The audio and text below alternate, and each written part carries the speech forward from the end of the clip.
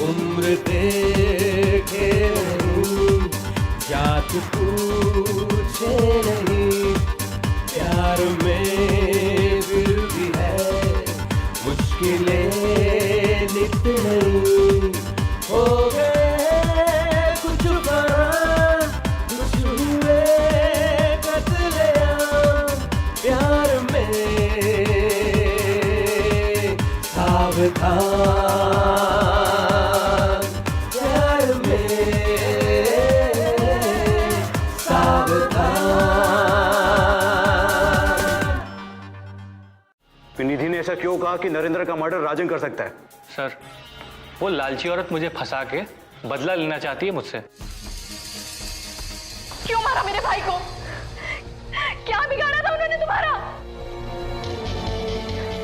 अरे दरिंदो, कम से कम इस बहन पे तो रहम किया होता। नमस्कार, मैं मदन डोगरा इस प्रेम कहानी के दूसरे और अंतिम भाग को लेकर आपके सामने उपस्थित हूं। दोस्तों, पिछले एपिसोड में आपने देखा नरेंद्र मर्डर केस की गुत्थी पुलिस ने सुलझा ली है। नरेंद्र के कातिल जेल की सलाखों के पीछे पहुंच चुके हैं। शिल्पी अपने भाई के कातिलों के पकड़े जाने पर संतुष्ट है और केस को खत्म मान चुकी है। लेकिन दोस्तों, बात यहीं खत्म नहीं होती। इस कहानी के दूसरे भाग में कुछ तो ऐसा है जिसके लिए मुझे आपके समक्ष उपस्थित होना पड़ा। अब भी कुछ ऐसे रहस्य हैं जिन पर पर्दा पड़ा हुआ है। अगर यह पर्दा नहीं उठाया गया तो आप इसकी हकीकत से वंचित रह जाएंगे।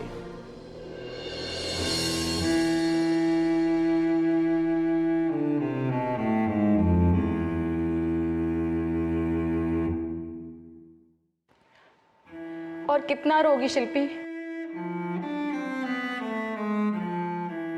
रो रो के अगर जान भी दे दोगी ना तो जाने वाला कभी वापस नहीं आएगा। भैया की मौत ने मुझे तोड़कर रख दिया निधि।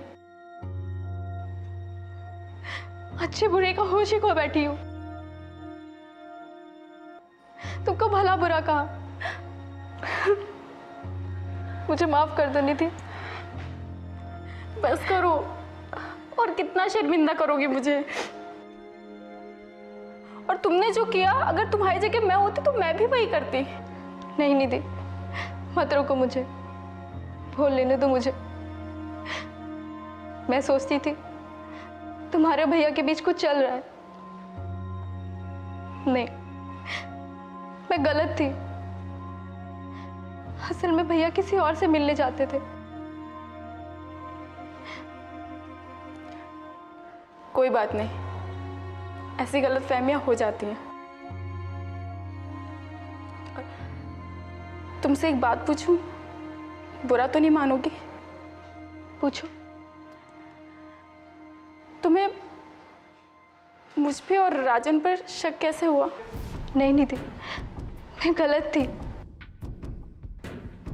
मुझे लगा तुम दोनों का तलाक मेरे भैया की वजह से हुआ है। कहीं तुम दोनों ही तो मेरे भैया की जान के दुश्मन तो नहीं बन बैठे। लेकिन नहीं, असली हत्यारे पकड़े जा चुके हैं, उनको सजा भी हो चुकी है। अब बस यही बात का चोटती है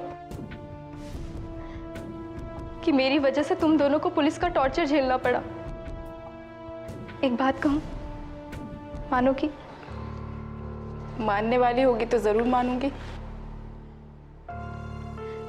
तुम और राजन फिर से एक हो जाओ। ये कभी नहीं हो सकता। तुम नहीं जानती कि राजन एक दुष्ट किस्म का इंसान है। वो अक्सर मुझे मारता पीटता रहता था, इसलिए मैं उससे अलग हुई हूं। तुम नहीं जानती निधि, एक औरत को हमेशा एक मर्द के सहारे की जरूरत होती है, फिर वो सहारा एक भाई का ही क्यों ना हो।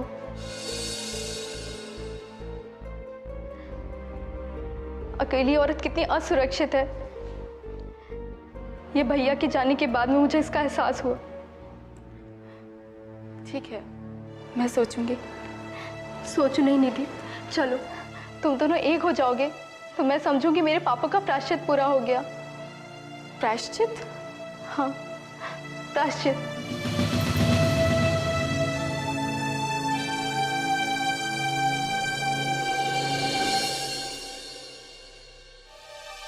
कहीं जाने की तैयारी हो रही है? तुम हाँ मैं। तुम यहाँ क्यों आई हो? अभी निकल जाओ तुम यहाँ से। मुझे नफरत है तुम्हारी शक्ल से। अब इतनी बुरी भी नहीं हो कि तुम मेरी सूरत से नफरत करो। मुझे कुछ नहीं सुनना है, तुम चली जाओ यहाँ से। मुझे गुस्सा आ गया तो धक्का मार के तुमको यहाँ से निकाल दूंगा मैं, समझी? हाँ तो मैं भी तलवे चाटने नहीं आई हूँ और नहीं आना चाहती थी। वो तो शिल्पी ने कहा इसलिए उसकी बात मानकर मैं। कौन शिल्पी?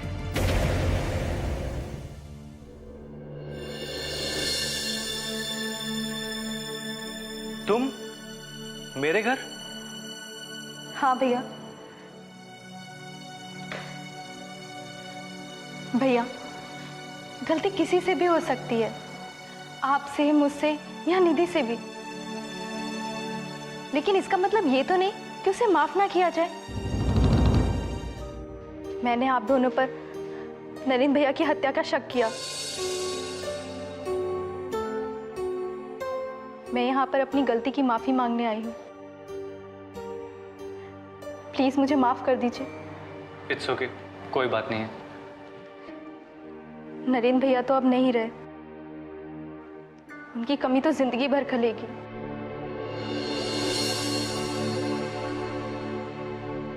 क्या मैं आपको भैया कह सकती हूँ?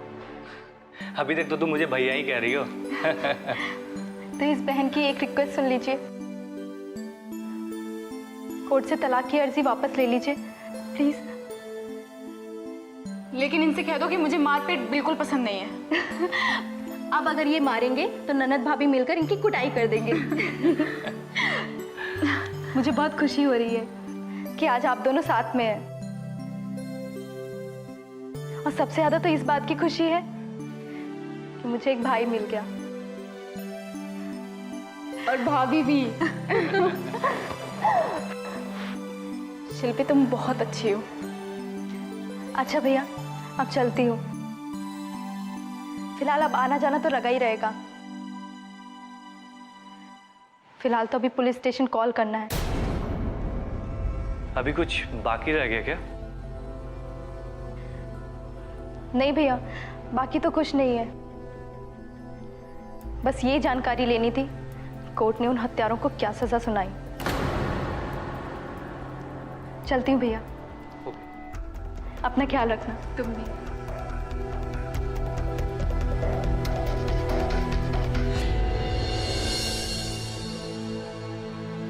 आज शिल्पी की वजह से ही हम दोनों फिर से एक हो गए, पर उसका ध्यान अब भी पुलिस स्टेशन और कोर्ट पर ही है, जब तक उन्हें सजा नहीं मिल जाती है। कल नरेंद्र के केस की कोर्ट में सुनवाई है। हमने फाइल तैयार कर दी है, कल दोनों को कोर्ट में पेश करना है। नरेंद्र की बहन ने निधि और राजन के बीच समझौता करा दिया सर। अच्छा, तुम्हें कैसे पता? लैंडलाइन पर फोन आया था सर आपसे बात करने के लिए। आप बाहर गए थे तो मैंने बात की। चलो, ये काम उसने अच्छा किया। वैसे दोनों है कहाँ? वहीं सर जहां पहले रहते थे, अब साथ में रहने लगे। नरेंद्र की बहन ने तो ये भी बताया कि 1-2 दिन में कोर्ट से तलाक की अर्जी भी वापस लेने वाले हैं। चलो, अब किसी का उजड़ा घर बस जाए तो अच्छी बात है। तुम एक काम करो, ये नरेंद्र के केस की फाइल वापस निकालो। सर वो केस तो क्लोज हो चुका है। हाँ जानता हूं, लेकिन ऐसे ही देखना चाहता था। Okay sir. इसे संजोग कहा जाए या समय का चक्र, जिस दिन राजन और निधि हनीमून पर जाने की तैयारी कर रहे हैं, उसी दिन अदालत में नरेंद्र के कातिलों की पेशी होनी है। इस बात की जानकारी इंस्पेक्टर नोटियाल के माध्यम से शिल्पी को हो जाती है। शिल्पी अदालत जाने की बजाय राजन और निधि को विदा करने के लिए उनके घर जाती है।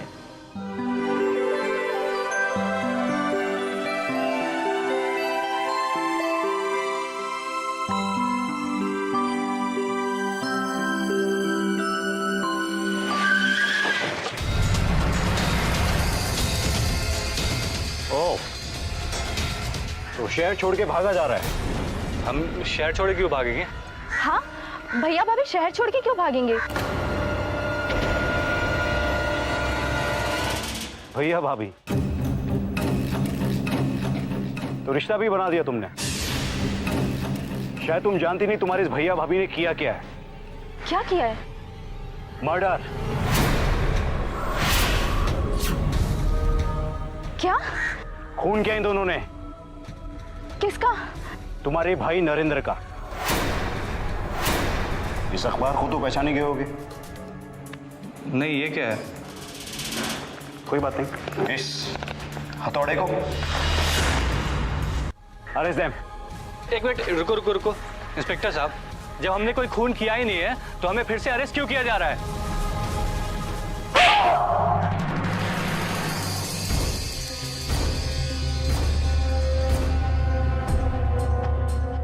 तू यही सोच रहा होगा ना कि एक बार तुझे छोड़ने के बाद मैंने वापस क्यों गिरफ्तार किया।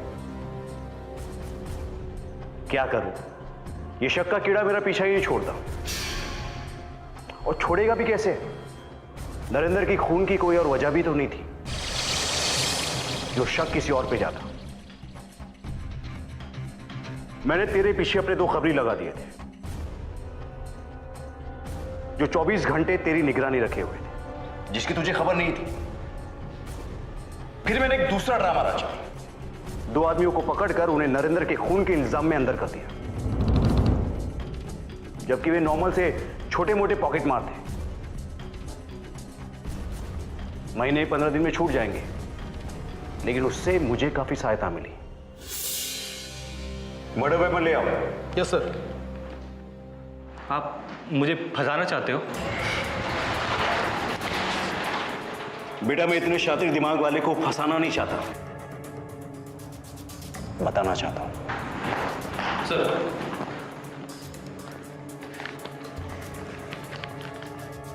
इस अखबार को तो पहचाने गए होगे। नहीं, ये क्या है? कोई बात नहीं, इस हथौड़े को। ये क्या मिला आपको? याद कर, जब तू इस हथौड़े को छोड़ के वहां से जा रहा था, तब सामने आने वाले आदमी से तू टकराया था।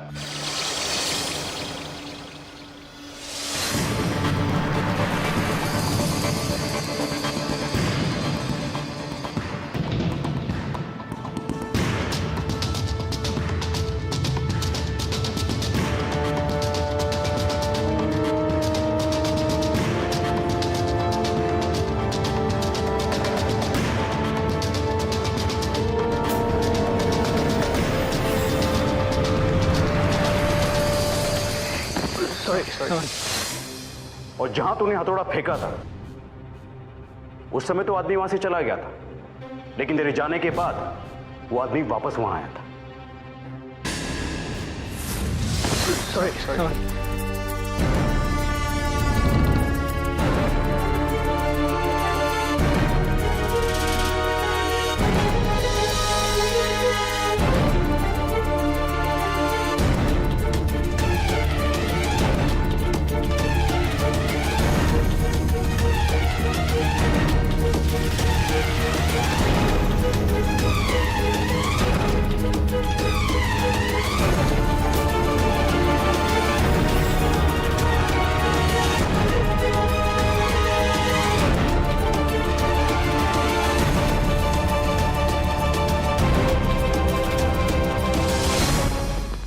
देख बेटा, फॉरेंसिक रिपोर्ट से क्लियर हो गया है कि इस हथौड़े पर तेरी ही उंगलियों के निशान है।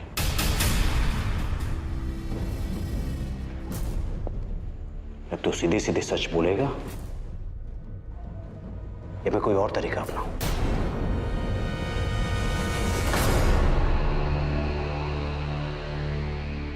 हाँ सर, ये खून मैंने ही किया। मेरे जीते जी मेरी वाइफ किसी और के बाहों में झूला झूले, ये मुझसे बर्दाश्त नहीं हुआ सर। लेकिन तुम दोनों तो तलाक ले चुके हो। नहीं सर, तलाक के लिए अर्जी दाखिल किया था, तलाक हुआ नहीं था हमारा। चलो मान लिया, लेकिन तलाक लेने के बाद निधि तुमसे अलग तो हो ही जाती। नरेंद्र का ही तो सारा लफड़ा था सर। उसी ने निधि को बरगलाया था और इसलिए निधि मुझे छोड़ के उसके पास चली गई थी और वो उसे किराए का कमरा भी दिया था और उस पर बहुत ज्यादा खर्चा करता था वो। पर एक दिन अचानक निधि नरेंद्र को छोड़ के मेरे पास आई और उसने मुझसे कहा कि प्लीज राजन, इतने कठोर मत बनो, मैं अभी भी तुम्हारी पत्नी हूँ। है नहीं थी, अब मेरी कुछ नहीं लगती है तू। निकल जा मेरे घर से। ठीक है, मैं जा रही हूँ, लेकिन कल का अखबार जरूर देख लेना, उसमें मेरी मौत की खबर छपी होगी।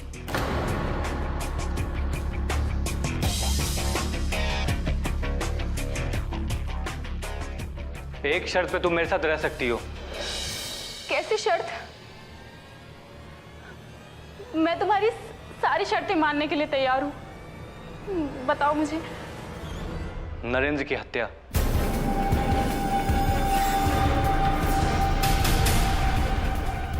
अगर तुझे मंजूर है तो रुक, वरना दरवाजा खुला है।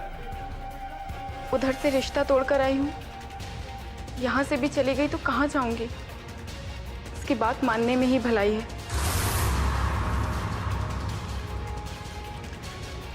ठीक है,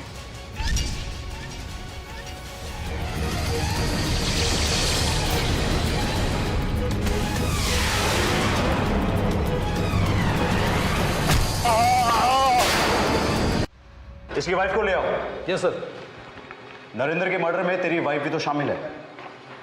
इस कत्ल की असली वजह तो वही है।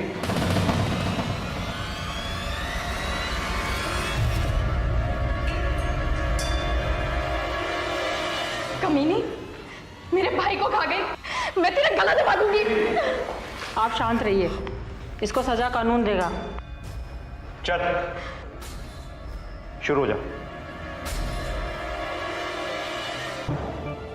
मेरी शर्ट मानने के अलावा इसके पास कोई चारा नहीं था और इसने हाँ कर दी। और फिर उसी रात हम लोगों ने नरेंद्र को मारने का प्लान कर लिया था और प्लान को 3 दिन बाद अंजाम देने का निर्णय लिया हम लोगों ने। और फिर मैं मार्केट गया और वहाँ से हथौड़ा खरीद के ले आया। निधि ने और मैंने नरेंद्र से फ़ोन पे बातचीत की और हमने उसे घूमने के लिए राज़ी कर लिया। कितने दिनों से तुम लोगों को बोल रहा हूँ यार, कहीं बाहर चलते हैं, पिकनिक एंड ऑल, थोड़ा एंजॉय करते हैं। फाइनली हम लोग आज आ गए। सही कहा तुमने, साथ में कितना मजा आ रहा है। हाँ बिल्कुल, मजा तो आएगा ना। ब्यूटीफुल नीति। एक मिनट, क्या हुआ, रुक क्यों गया? अरे यार तू भी ना कहीं भी शुरू हो जाता। चल प्लीज जल्दी आ। चलो मैं आता हूँ। या श्योर, प्लीज कम। अरे ये कहीं भी चला जाता है ना।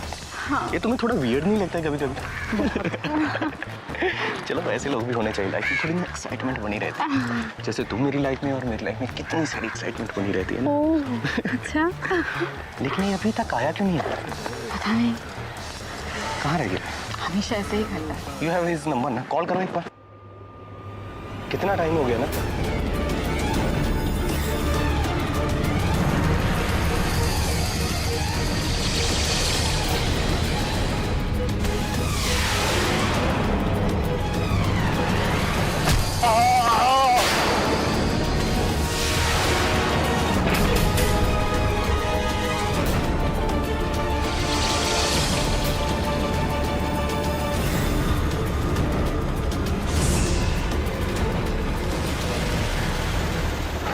पकड़ इसका,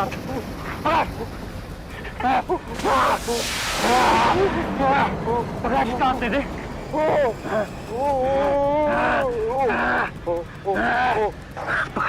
पकड़ पकड़ इसे।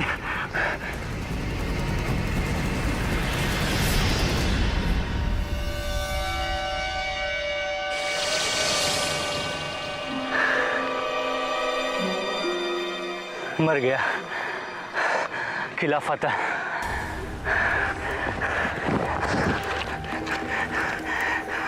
ये क्या कर रहे हो? थोड़ा बैग में डाल रहा हूँ। पागल हो गए हो क्या? इसे यहीं फेंक दो वरना हम पकड़े जाएंगे। बेवकूफ, अगर यहाँ फेंक दिया तो जरूर पकड़े जाएंगे हम।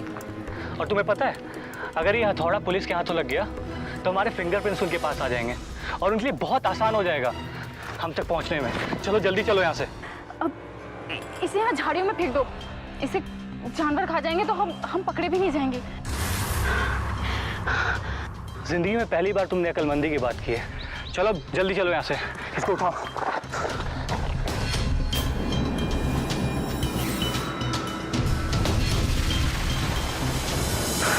और देखो, अभी हम दोनों को एक साथ नहीं रहना है, वरना पुलिस को शक हो जाएगा हम पर, और मामला शांत होते ही हम दोनों एक हो जाएंगे।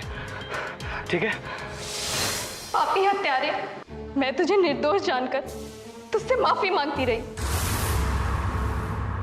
और तुमने क्या किया? मेरे विश्वास का गला घोट दिया। और तू इस सुंदर से चेहरे के पीछे छिपी हुई नागिन, जी तो करता है मैं तेरा गला दबा दूं। आप शांत रहिए, इसके कर्मों की सजा से कानून देगा। कैसे? इन दोनों ने मेरे भैया का खून किया है, और मैं बेवकूफ इन दोनों को अपना भाई भाभी मानती रही।